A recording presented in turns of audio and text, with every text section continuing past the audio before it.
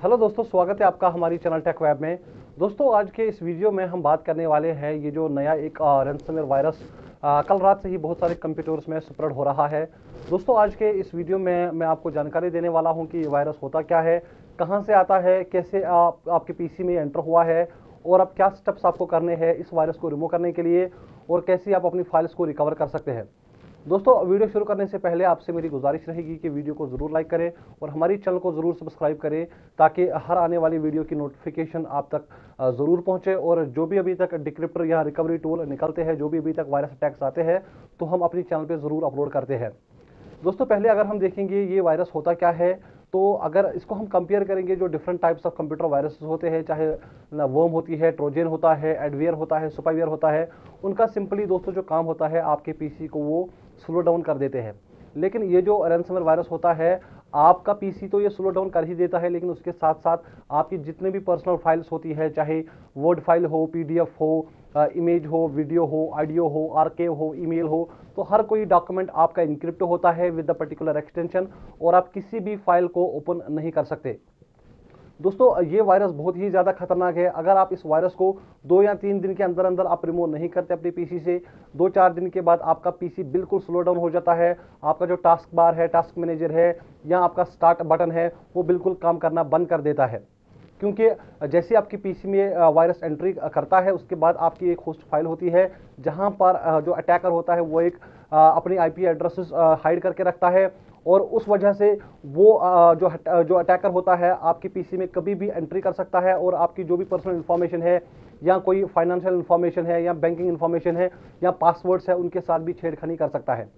तो आपसे मेरी गुजारिश रहेगी, जब आपको ये पीसी में ये वायरस आ जाएगा, आपको बिल्कुल भी इंटरनेट से कनेक्टेड नहीं होना है जब तक आप अपनी होस्ट फाइल चेक नहीं करेंगे और वो जो वायरस वहाँ पे कुछ आईपी एड्रेसेस होंगे उनको रिमूव नहीं करते हैं।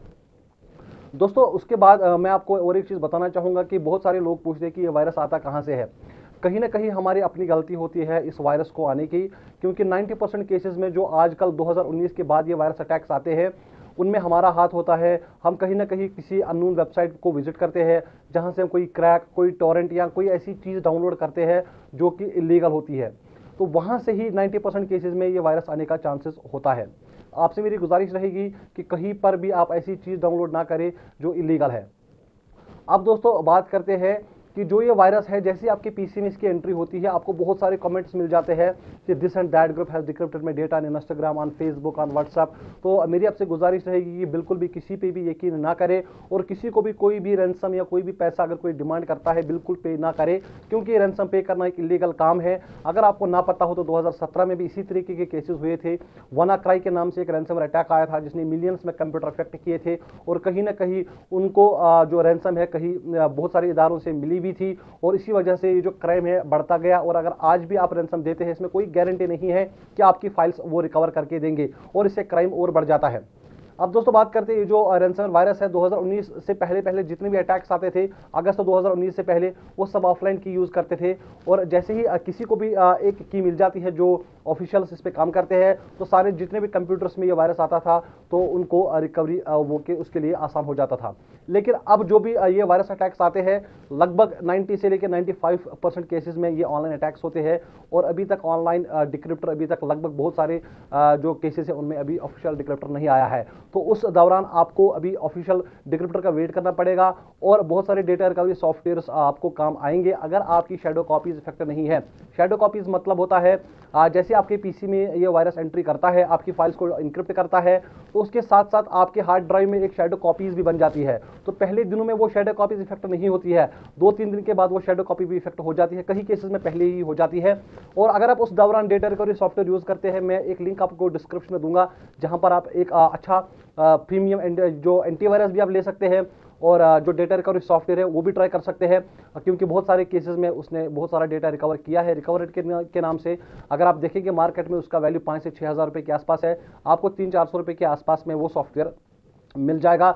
और अगर आपकी जो कॉपीज़ है, जो शेडो कॉपीज़ है वो इफेक्टेड नहीं है, तो आप वहाँ से कर सकते हैं। तो ये सारी प्रोसेस मैं आपको बताऊंगा जो अभी मैं कंप्यूटर के स्क्रीन पे आपको लेके चलूंगा, जहां पे मैं आपको पूरी इंफॉर्मेशन दूंगा इस वायरस के बारे में।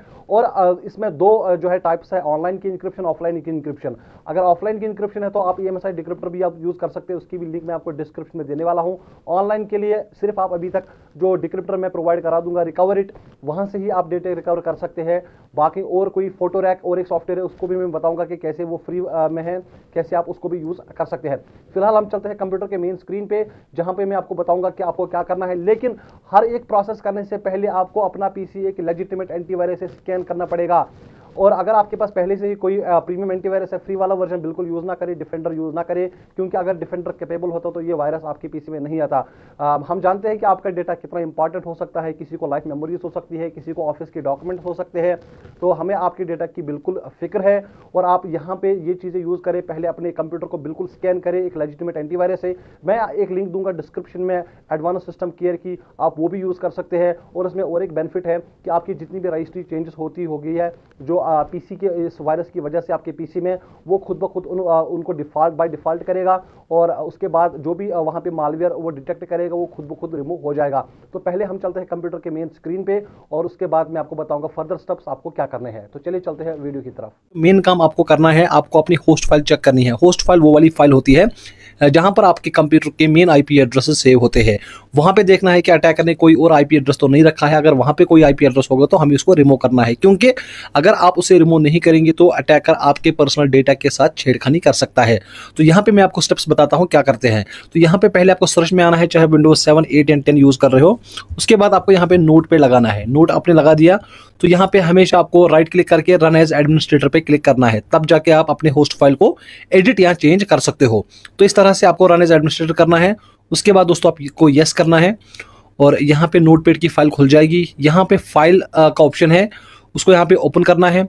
ओपन करने के बाद ये जो डायरेक्टरी है वो फॉलो आपको करनी है। पहले आपको अपने कंप्यूटर में आना है, उसके बाद उस ड्राइव में जिस ड्राइव में आपका ऑपरेटिंग सिस्टम लोड है, तो मेनली सी ड्राइव में होता है, सी ड्राइव में आना है। और उसके बाद आपको यहाँ पे विंडोज़ का एक फोल्डर दिखेगा, वहाँ पे आना है। विंडोज़ के बाद आपको और एक फोल्डर यहाँ को सर्च करना है, सिस्टम 32, तो यहाँ पे सिस्टम 32 में आना है।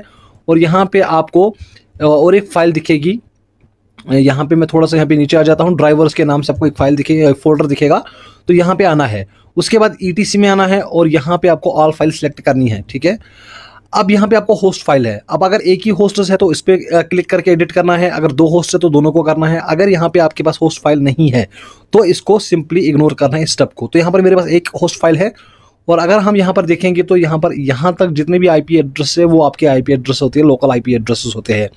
अगर कोई भी IP एड्रेस इसके बाद में आता है तो सिंपली आपको यहाँ से सिलेक्ट करना है, राइट क्लिक करके उनको डिलीट कर देना है और यहाँ पे आपको सेव करना है। दोस्तों उसके बाद जब आप ये प्रोसेस करेंगे तो आप अपने सिस्टम को फिर आराम से यूज़ कर सकते हैं। आपको अपने डेटा की चिंता नहीं होनी चाहिए कि और कोई डैमेज होगा, क्योंकि जो एक्सेस अगर अटैकर का होगा तो वो अपने होस्ट फाइल के ज़रिए जो है ख़त्म किया है। लेकिन ये जो प्रोसेस है आपको पहले ही दिन करनी है, क्योंकि अगर आप पहले दिन या दूसरे दिन ये प्रोसेस नहीं करेंगे तो आपका टास्क मैनेजर और आपका पूरा सिस्टम बिल्कुल हैंग हो जाएगा। अब ये स्टेप करने के बाद दोस्तों आपको अपना PC एक लेजिटिमेट एंटीवायरस से स्कैन करना है।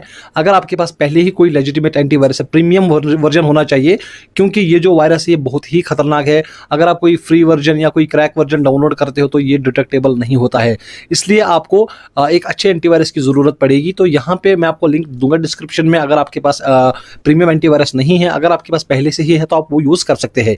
यहाँ पर दोस्तों जो लिंक है वो आपको डिस्क्रिप्शन में दूंगा, यहाँ पर एडवांस सिस्टम केयर की, क्योंकि इसमें क्या होगा कि जब आपके PC में वायरस आता है तो मालवेयर के साथ साथ आपकी जो रजिस्ट्री फाइल्स होती है वहां पर भी कुछ चेंज हो जाती है। तो ये जो सॉफ्टवेयर ये प्री डिफाइंड है, ये खुद ब खुद ऑटोमेटिकली वो रजिस्ट्री चेंज भी अंडू करेगा। तो यहाँ पे आपको दोस्तों पहला काम क्या करना है, इसको इंस्टॉल करना है, इसको डाउनलोड करना है, एक्टिवेट करना है, और उसके बाद इसको आप यूज़ करना है। अब आपको पहले केयर पे क्लिक करना है और यहाँ पे स्कैन पे क्लिक करना है, और ये ध्यान में रखना है कि ये जो सारी फाइल्स यहाँ पर है एक्सटेंशंस, इनको सिलेक्ट रहने देना है।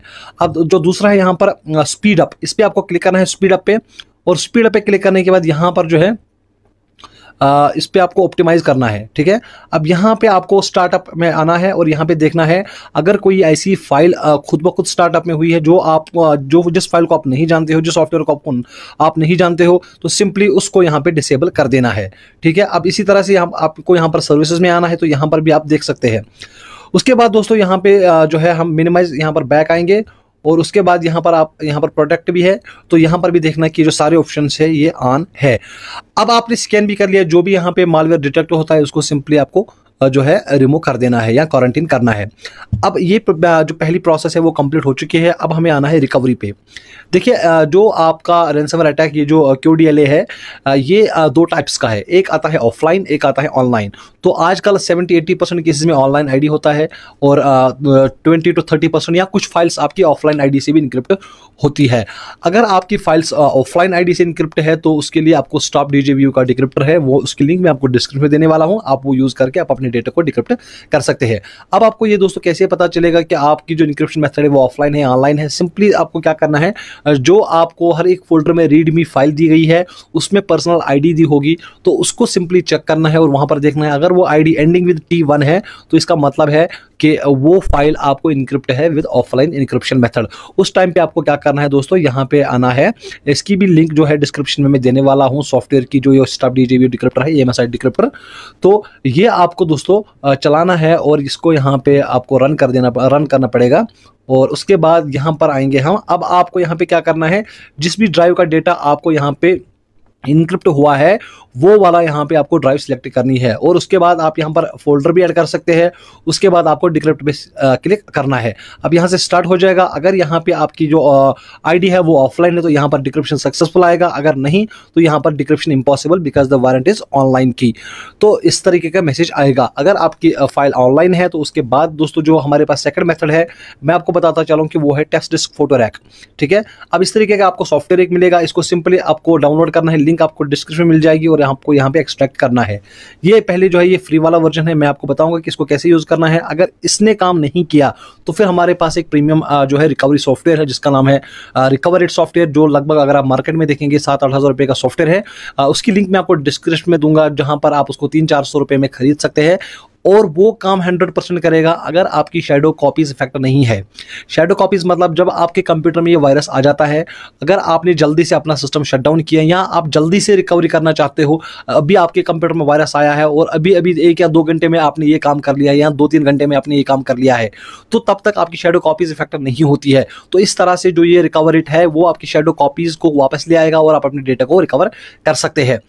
अब पहले हम बात करेंगे टेस्ट डिस्क कैसे काम करता है। यहाँ पर आपको एक्सट्रैक्ट करना है पहले फाइल और इस तरीके का एक फोल्डर दिखेगा आपको। फिर उसके बाद नीचे आना है और ये जो QP4track_win है यहाँ पे आपको ओके करना है, राइट क्लिक करना है। राइट क्लिक करने के बाद आपको रन एज एडमिनिस्ट्रेटर पे क्लिक कर देना है और यहाँ पे आपको दोस्तों येस पे क्लिक करना है और येस पे क्लिक करने के बाद आपको इसका इंटरफेस अभी देखने को मिल जाएगा। थोड़ा सा यहाँ पर दोस्तों को टाइम लगता है और यहाँ पर आप देख सकते हैं कि इसका जो इंटरफेस है मेन इंटरफेस वो यहाँ पे खुल गया है। अब आपको क्या करना है, यहाँ पे आपको होल्ड डिस्क सिलेक्ट करनी है। होल्ड डिस्क सिलेक्ट करने के बाद दोस्तों आपको फाइल फॉर्मेट्स में आना है और यहाँ पर मान लो अगर आपके पास कोई PNG फाइल थी जो आपको रिकवर करना चाहते हो तो यहाँ पर PNG लगाना है, कोई JPG है तो JPG लगाना है, PDF फाइल है तो PDF लगाना है, वो सारे आपको यहाँ पे सिलेक्ट कर देने हैं। उसके बाद ओके करना है। ओके करने के बाद यहाँ पर आपको दोस्तों ब्राउज में आना है और वो लोकेशन देनी है जिस लोकेशन पे आपको ये डेटा सेव रखना है। मान लो मेरे पास ये टेस्ट डिस्क है तो यहाँ पर मैं और एक नया फोल्डर बनाऊंगा, तो यहाँ पर मैंने एक नया फोल्डर बनाया है और मैं उसी में जो डेटा है वो सेव रखना चाहता हूँ। अब यहाँ पे मेरा फोल्डर बन गया है। अब यहाँ पर आपको लास्ट वाला जो चीज़ है यहाँ पर सर्च करना है। अब सर्च जैसे आप करेंगे तो यहाँ पे आपको देखने को मिलेगा अगर कोई भी फाइल यहाँ पर रिकवर होती है तो वो यहाँ पे आपको देखने को मिल जाएगी। फिलहाल मैंने यहाँ पे 2 ही एक्सटेंशन सिलेक्ट किए थे, PNG एंड JPG, तो कुछ फाइल्स हमारी रिकवर हो रही है और अगर हम उसी फोल्डर में जाएंगे तो वहाँ पर आपको देखने को मिल जाएंगी कुछ फाइल्स जो हमें वापस मिल रही है। तो इस तरह से यहाँ पर मैंने ये टेस्ट डिस्क है, यहाँ पर आपको न्यू फोल्डर है और उसके बाद अगर आप अंदर जाएंगे तो यहाँ पर और एक फोल्डर बनेगा जिसमें आपका जो डेटा है वो आ जाएगा। तो आप यहाँ पर देख सकते हैं कि कुछ फाइल्स हमारी वापस आ रही है। तो इस तरह से आप अपने डेटा को रिकवर कर सकते हैं। अगर इस मेथड में भी आपको कोई भी प्रॉब्लम आती है तो देन डेफिनेटली आपको रिकवर ट्राई करना चाहिए और वो आपको वायरस वहाँ पर एक जो है ऑप्शन आएगा रिकवर वायरस अटैक डेटा, उस पर क्लिक करना है। अगर सॉफ्टवेयर ने काम किया तो डेफिनेटली जो है आपको हेल्प हो जाएगा। अगर आपकी शैडो कॉपीज इफेक्ट है फिर भी आपका डेटा रिकवर होगा, लेकिन उसके एंड में वही एक्सटेंशन फिर से लगेगा वायरस वाला, क्योंकि आपकी शैडो कॉपीज भी इफेक्ट हो गई होगी। तो उम्मीद है कि आपको ये वीडियो पसंद आ गया होगा और जो ये लास्ट वाला सॉफ्टवेयर है जिसकी मैं बात कर रहा हूँ, जो आपका रिकवर इट है, उसकी एक्टिवेशन प्रोसेस भी वहाँ पर ही है जहाँ पर आप इसको डाउनलोड करेंगे। आपको देखना है कैसे एक्टिवेट करना है और कैसे आपको यूज़ करना है। तो फिलहाल ये था आज का वीडियो। हमें दीजिए इजाज़त, आप रखिए अपना ख्याल। अल्लाह हाफिज़।